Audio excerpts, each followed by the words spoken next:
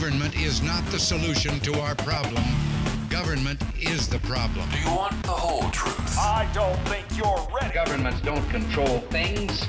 A government can't control the economy without controlling people. It's Crane Durham's Nothing But Truth.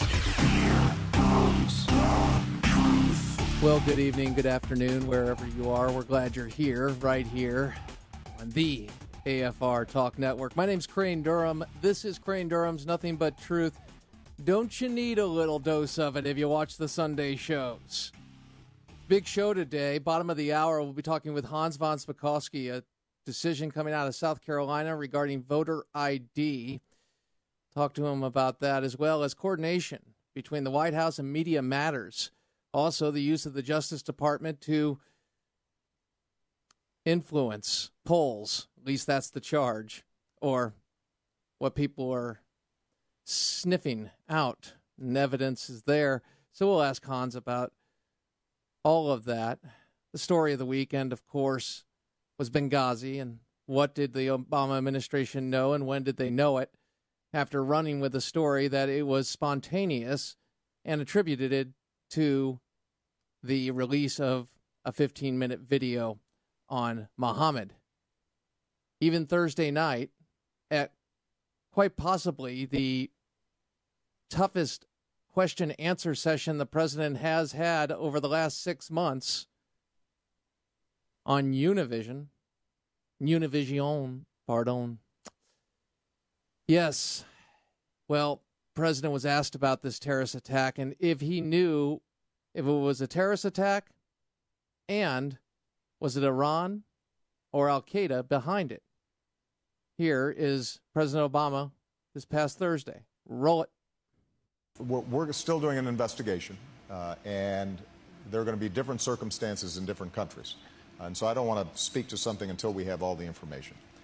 What we do know is that the natural protests that arose because of the outrage over the video were used as an excuse by extremists to see if they can also directly harm U.S. interests, or, well, we don't know yet. And so we're going to continue to investigate this.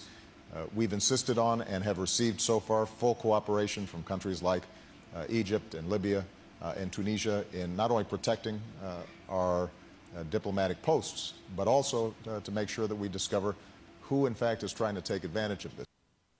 Well, now it is understood to be, of course, it's a terrorist attack, according to Jay Carney and others.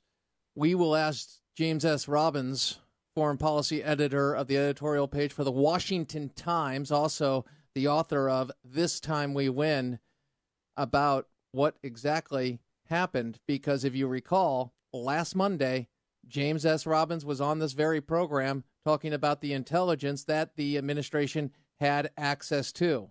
So that will be in just a few moments. The questions when it comes to Libya and Egypt continued.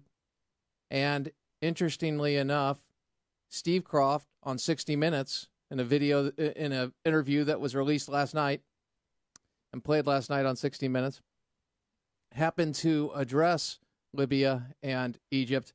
And President Obama uses the expression, there have been some bumps in the road. Let's take a good listen to his response. Roll it. Well, I said even at the time that this is going to be a rocky path. The question presumes that somehow we could have stopped this wave of change. I think it was absolutely the right thing for us to do, to align ourselves with democracy, universal rights, a notion that people have to be able to participate in their own governance. But I was pretty certain, and continue to be pretty certain, that there are going to be bumps in the road because, in a lot of these places, the one organizing principle has been Islam, the one part of society that hasn't been controlled completely by the government. There are strains of extremism and anti-Americanism and anti-Western sentiment, and can be tapped into by demagogues. There will probably be some times where we bump up against some of these countries and have strong disagreements, but I do think that over the long term, we're more likely to get a Middle East and North Africa that is more peaceful, more prosperous, and more aligned with our interests. Natural state of things in the previous clip, and then the response to the Arab Spring and giving him pause, bumps in the road. There you have it. The White House and the administration has said they're not referring to bumps in the road being the assassination of our ambassador and 3 other diplomats. But the characterization that we're going to move ahead, well, what is the policy to move ahead? The meeting with President Morsi of Egypt has been canceled, so we'll take a good look at that with James S. Robbins. This president, over time, his last 3 years, 3+ years, if you look at his actions, if you take into account what he views as a threat, he views climate change more of a threat than Islamic terrorism. And that's what we've seen. We've seen, let's adopt a Muslim country tour. And he can believe that, and you can support that. That's your business. What I'm saying is the eye hasn't been on the ball because he doesn't recognize that there's a game. He doesn't understand that we are at war, and you can talk to me about killing bin Laden, but the very intelligence he got to make that mission successful, he stopped. He undermined. And so we're no longer getting that intelligence. He has bragged about national security accomplishments at the expense of the ones who perform the mission, according to the people on the mission. And I'm talking about his administration. So this is the record of what he has. Something to keep in mind. Robert Gibbs was asked yesterday, Robert Gibbs, campaign spokesman,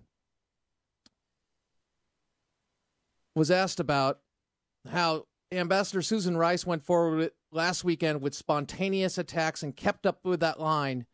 And Chris Wallace just puts it to him of how do you make this kind of statement when the evidence shows that it was not spontaneous. It wasn't because of the films. These were pre-planned terrorist attacks. What happened?